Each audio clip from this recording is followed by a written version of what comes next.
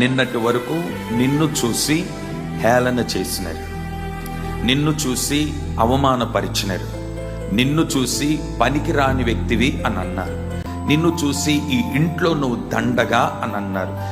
రకరకాల మాటలతో నిన్ను అవమానపరిచినారు, హేళన చేసున్నారు. నిన్ను చూసి నీ బంధువులు నవ్వినారు.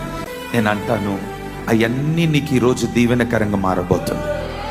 అవన్నీ ఈరోజు నీకు ఆశీర్వాదకరంగా మారబోతుంది.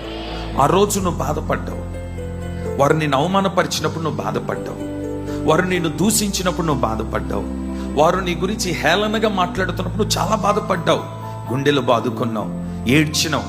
ఏడ్చేయమనుకున్నావు అంటే నా స్థితి ఇలా ఉంది కనుకనే నన్ను ఇలా అన్నారు కదా, నా పరిస్థితి బాగలేకనే కదా నన్ను ఎవరు పట్టించుకోలేదు, నా పరిస్థితి ఇలా సరిగా లేకపోవడం కదా నన్ను అందరూ చూసి నవ్వినారు, హేళన చేస్తున్నారు, ఒకలాగా మాట్లాడుతూ వస్తున్నారు, నా వెనకాల ఒకటి నా ముందు ఒకటి మాట్లాడుతున్నారు. చాలా బాధపడ్డావు. ఎందుకు ఈ బ్రతుకు అనుకున్నావు, చనిపోదాం అనుకున్నావు, కొన్నిసార్లు అనిపించింది ఇక ఎవరికి కనబడకూడదు అనుకున్నావు, కొన్నిసార్లు అనిపించింది తల ఎత్తుకోలేకపోయినావు, కొన్నిసార్లు ఊరొదిలేసి వెళ్ళిపోదాం అనుకున్నావు. కానీ ఎందుకో ప్రభు నీతోనే మాట్లాడుతున్నాడు, నువ్వు తల దించుకునే పని అవసరం లేదు. ఇక ఎవ్వరు ముందు అవమానం అనేది మాట ఇక నీకు వినబడకుండా చేస్తాను.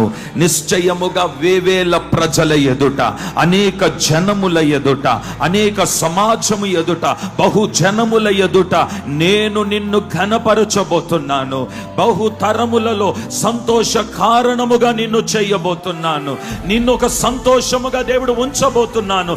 సంతోషానికి నీవు కారణము ఉండబోతున్నావు.